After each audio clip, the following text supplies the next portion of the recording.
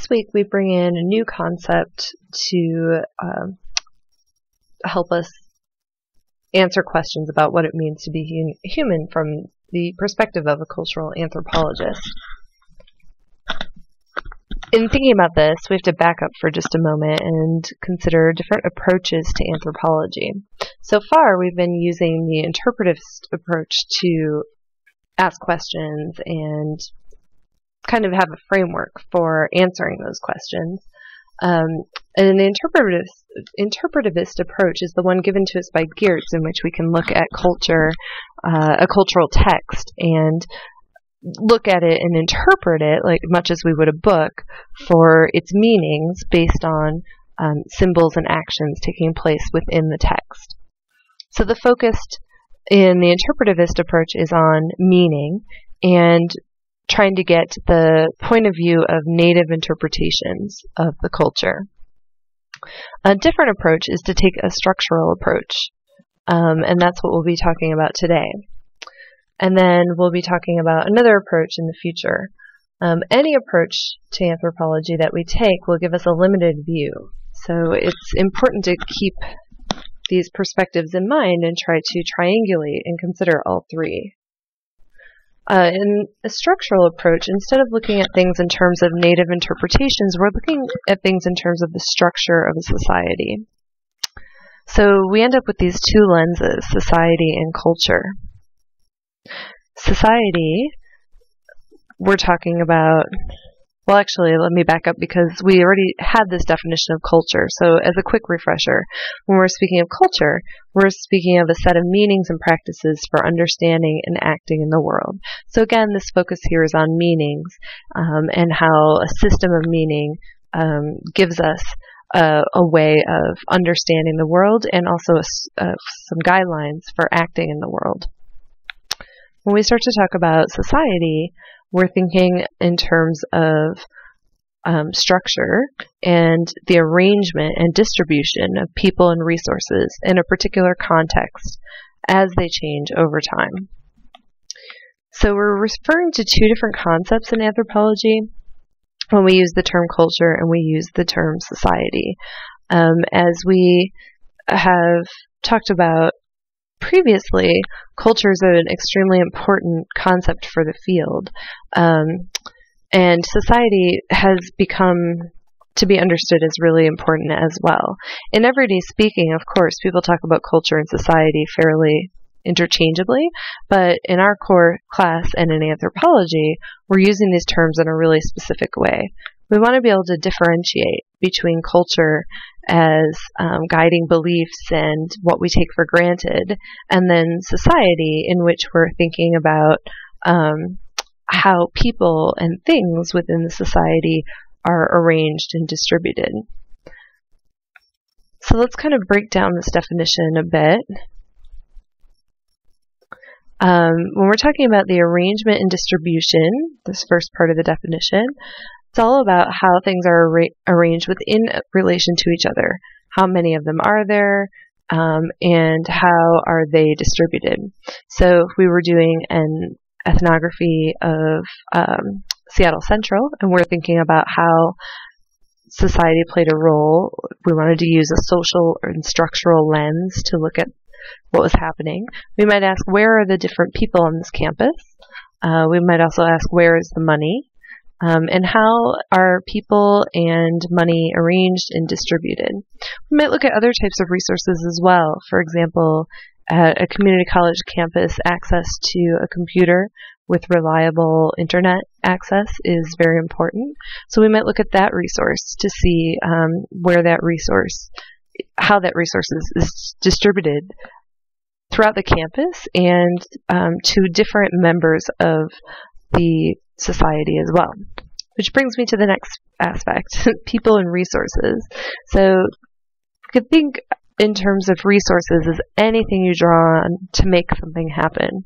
Money, material goods, but also intangible things like social status, influence, prestige, and professional credentials. So again, we might look at what's happening at Seattle Central and ask, where are the resources? Where is the social status? How does that play out? which people have it, and how do you get it if you don't have it, if it's even possible. When you attend a meeting of faculty, perhaps you'd look for influence and prestige.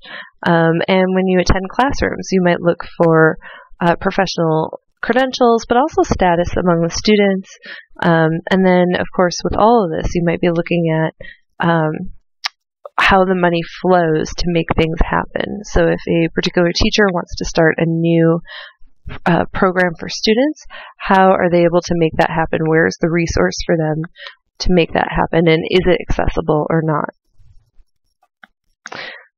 So when we start to think about our campus as an example even more, we might think about education and how the content of what we're learning is important because our culture defines it as that.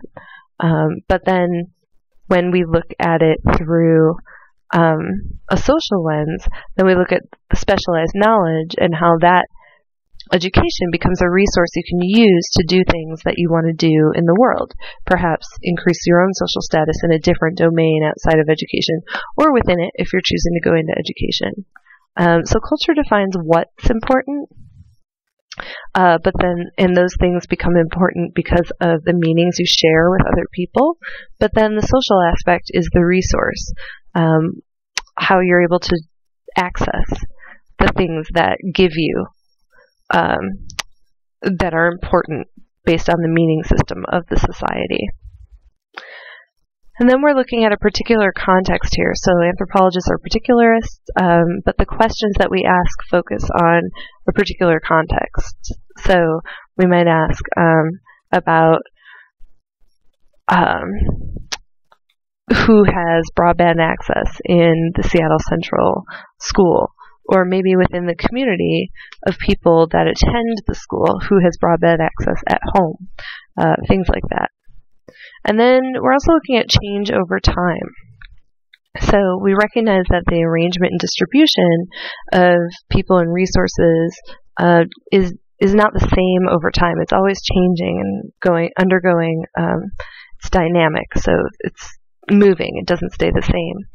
And so we would be looking at that as well. How has the arrangement and distribution of people and resources changed over time? It would be particularly interesting to look at in terms of Seattle Central, looking at what has changed socially regarding funding for education, as well as the general context of recession and so on, leading more people to attend school, or perhaps not having different people having the resources to attend school. All those things would be regarding change over time that we'd be really interested in if we were doing a socially focused ethnography on Seattle Central College.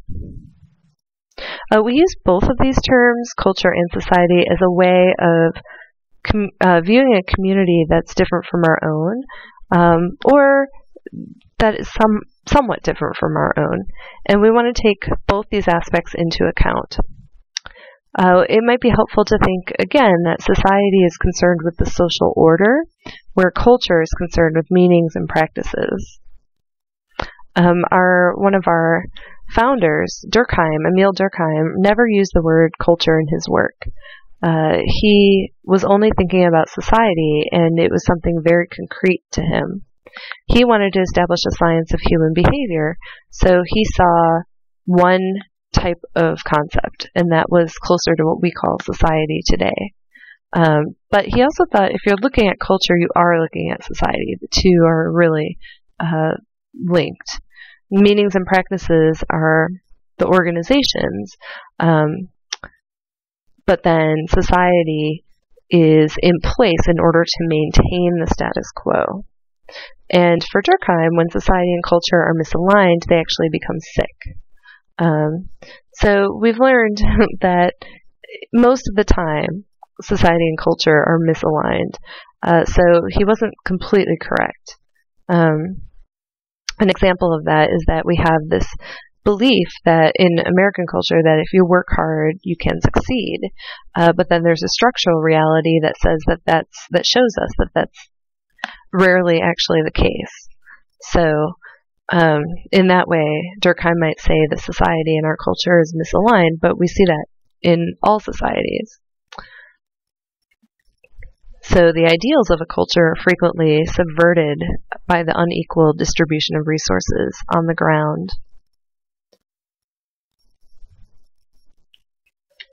So moving on, from a social perspective, we can run into a number of different issues as things occur in life. For example, death, which of course we have all kinds of cultural meaning related to, also creates problems on a social level. What happens to all the stuff, for example? Who takes on the person's role in the community? And what happens to the property and their influence, that person's influence within the community. So those kinds of issues we see coming together, overlapping with the kinds of problems or issues that come up on a cultural level regarding making sense of the senseless. Those kinds of questions we've asked before. Why something happens.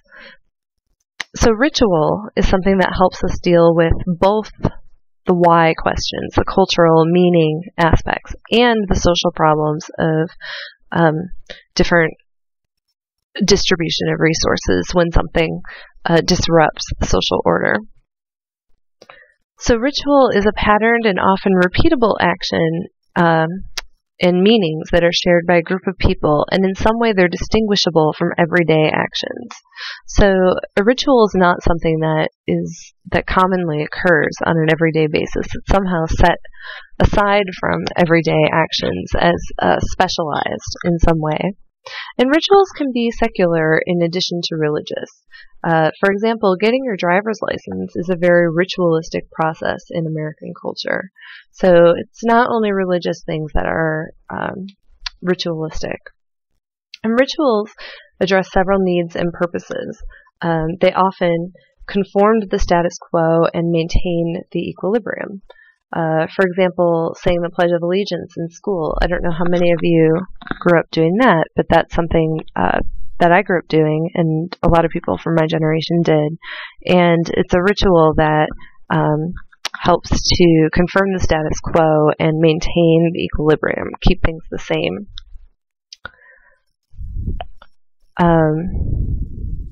There are other types of rituals, though, that could be explicitly questioning the state of affairs. For example, attending a protest can be ritualistic, and that is a ritual in which the status quo is being challenged, not maintained. Maybe in some ways it still is being maintained, but the explicit goal is to challenge the status quo. And in that kind of process, you can actually bring about and give meaning to changes in status.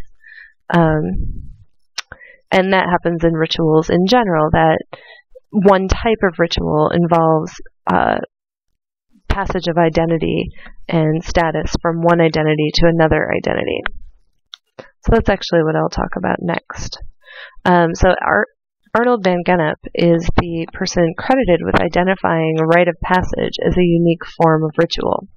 People often think of a rite of passage as having to do with a young boy becoming a man within a culture. There are lots of rites of passages connected to that we see all over the world, but we give a more general definition of a rite of passage. It is ritualistic, so it has to have those hallmarks of a ritual. It has to be set aside from everyday events. It has to be patterned and repeatable and shared by a group of people. And then it also marks a person or group's passage from one identity or status to another. So we could think of all kinds of examples of this. Arnold van Gennep actually found that all cultures have some form of a rite of passage. Could think of, becoming a citizen, a formal citizen of a state, of a country, is a process of a rite of passage. In that case, you might have a whole group undergoing citizenship at the same time and becoming citizens at the same moment. But a more classic example is to think about a traditional wedding ceremony. And Van Gennep noticed that there are these 3 stages that all rites of passage seem to follow. So first, he said, is a separation stage. So within the ritual itself, there's a time of separation. This is where the person or one of the people undergoing the ritual withdraws from their current status and prepares to move on to another. So in a traditional wedding ceremony, you have typically the bride, but one of the spouses being separated from the rest of the spouses. And generally, the people being married are removed from the general group of attendees as well. So there's a separation going on. And the liminal stage is, liminal means between, so this is the moment between statuses. And it can be actually a long part of the process, so this is where all the interesting stuff happens. And the bulk of the official ritual usually takes place. So in a traditional wedding ceremony, this would be when the 2 spouses-to-be actually join each other and are undergoing the process of the ceremony in which the officiant is going through various stages of the ritual. And then in the end, you have the reintegration stage, where the people whose identities have undergone a change re-enter the society with a new status. So you have, in the case of a traditional marriage ceremony, 2 spouses re-entering the community. So this is symbolized within the ritual as the 2 spouses, after having kissed and being presented to the attendees as a married couple, then walk back down the aisle together and go outside, typically where things are thrown at them, such as rice or flower petals or whatever. So that is the reintegration stage. So we can see these things, these different stages represented within rituals that are rites of passage.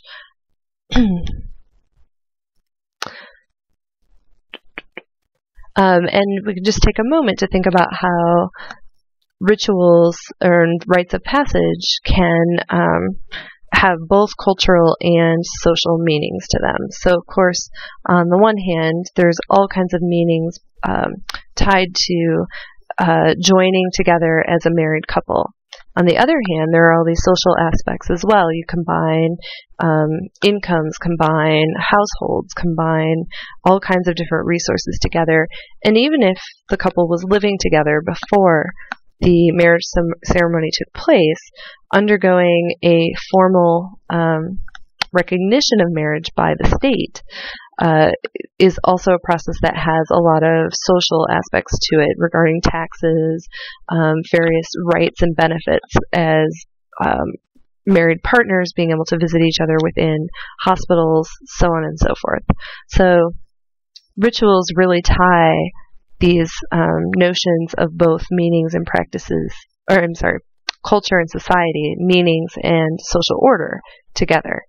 And sometimes we see that the ideas behind the ritual on a cultural level are not completely aligned with how the state, the government, policies regard them as well. So currently in the United States, there's a lot of work being done in order to bring marriage equality all across the whole nation. So that's another aspect that can be happening where it's not completely aligned with what the state actually allows.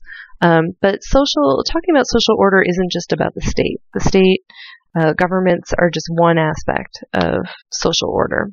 We're talking about redistribution of resources or distribution of resources, and so on.